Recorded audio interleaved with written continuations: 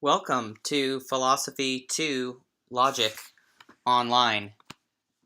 I'm your instructor, Dr. Ryan Sherbart, and I hope that this welcome video serves as an orientation not only to Philosophy 2 Online, but also to online courses in general. So first, here's the best way to contact me. It's through my Gavlin email. So there it is. And if I reply to you, you might get one from my Gmail, which I use. All of my email is forwarded to my Gmail. So if you send a message through the Gavlin one, it'll go to my Gmail, and I'll probably reply back from that. So that's the same beginning, R Sherbart, my last name, but it's at gmail.com. And check the syllabus for my office hours. My office is typically in the Social Sciences Building, room 124.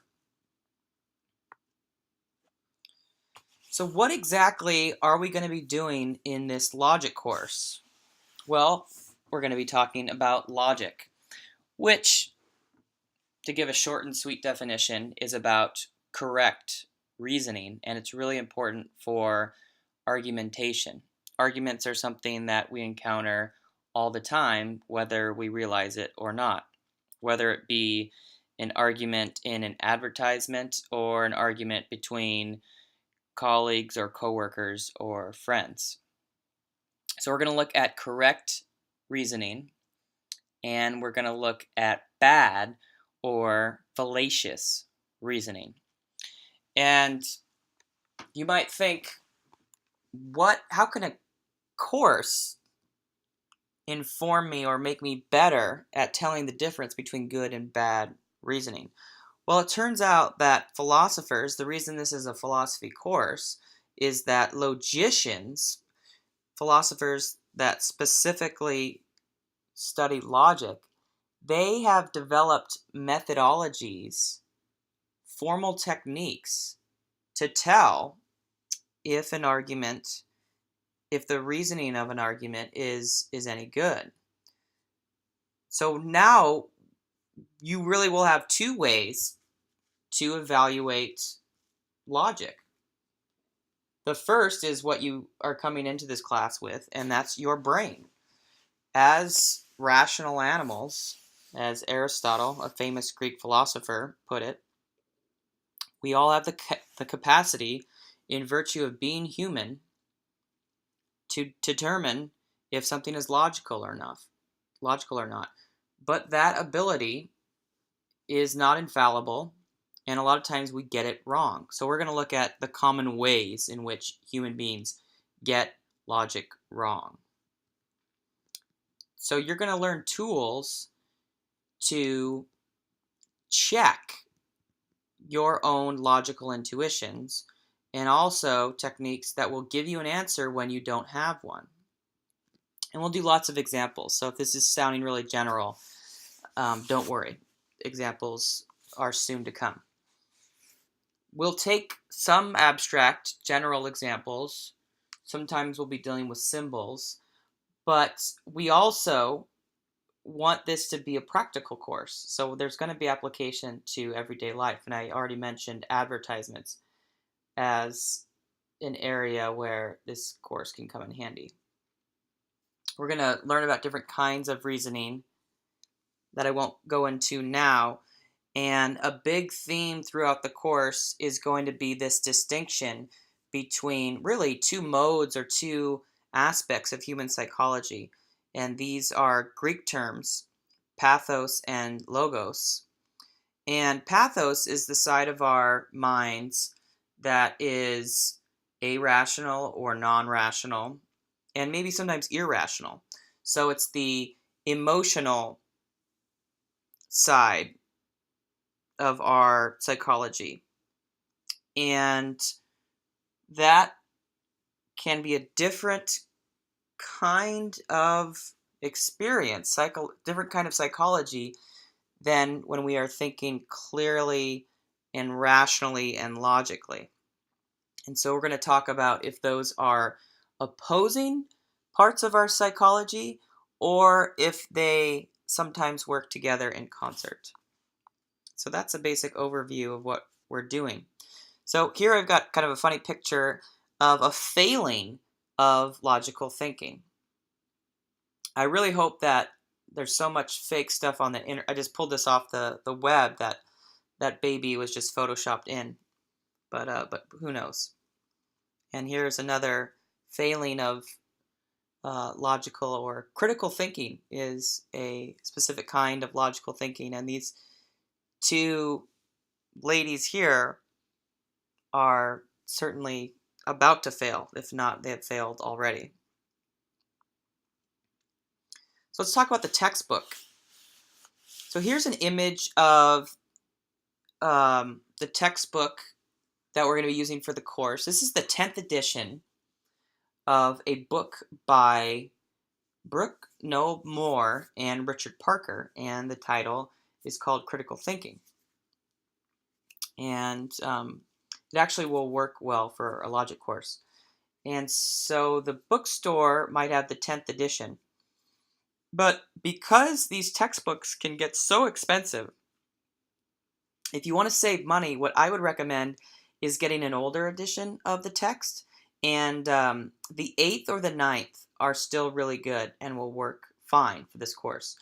And the one issue is that bookstores, campus bookstores, they won't carry older editions because they get the textbooks from the publisher and the publisher stops producing the older editions. Sometimes they can get a handful of them.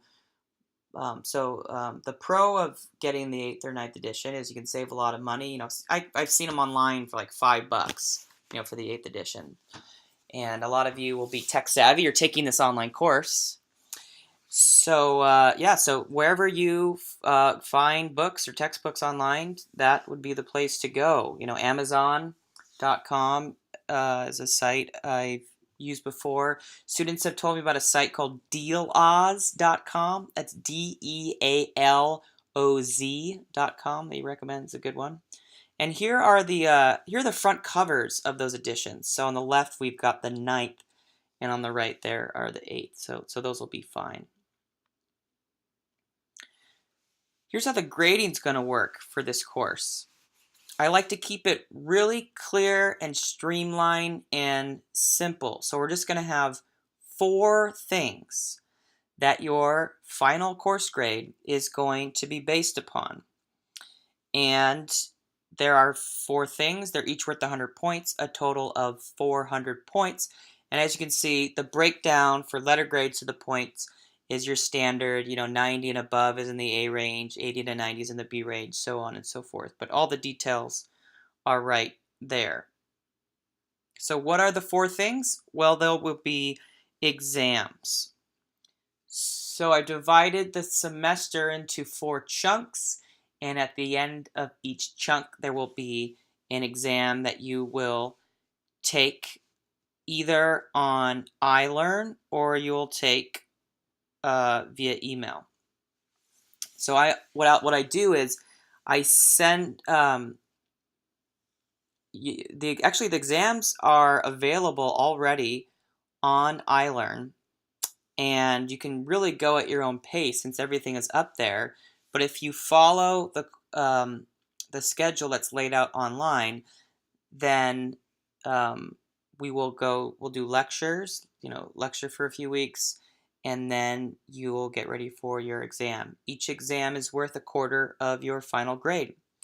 And it says the second exam. That should say none of the exams will be cumulative. So that's a typo. That should say none of them instead of just the second.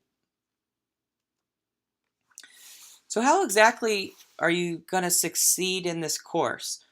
Well, there are 4 things to prepare you for these 4 exams. One of them, of course, is the textbook. So on the syllabus, there is a breakdown for, I kind of pretend like this is a Monday, Wednesday course, but you can do it on your own time. And you're going to, one way to do well is just to do the reading that's assigned on those days, and it's not that much, it's not too bad, I don't think. So you'll do the reading that's assigned, and so that's in the textbook. The second way that you're going to get the material is through the lectures that I post on iLearn, or it used to be called Moodle, or maybe it's still called Moodle, but our class website. And those are going to be slides, like PowerPoint or Keynote, and you can download those. And so I usually put different formats so everyone is able to download them. And in addition to the textbook and the lecture slides being posted online, I'm going to do video lectures like this one. And I essentially go through the slides and talk through them. And those will be all on our class website. And there's a link there to our class YouTube page where you can access all of the video lectures all at once. And so those should be there. And then finally, there is a review sheet for each chunk of the 4 that kind of sums everything up and gets you ready for the exam. So that's all I wanted, just to make a short welcome video, and go ahead and explore, look at the other, start doing the readings and look at the syllabus, start looking at the slides and the videos. And if you pace yourself, there's a lot of self-discipline in these online courses, you should be fine. Students in the past, usually if they just have, if they have the right amount of self-discipline and are self-motivated, they do fine in this course. It works out well for everyone. So as long as you put in the work, it really should be a great course. Okay, and if you have any questions, just shoot me an email.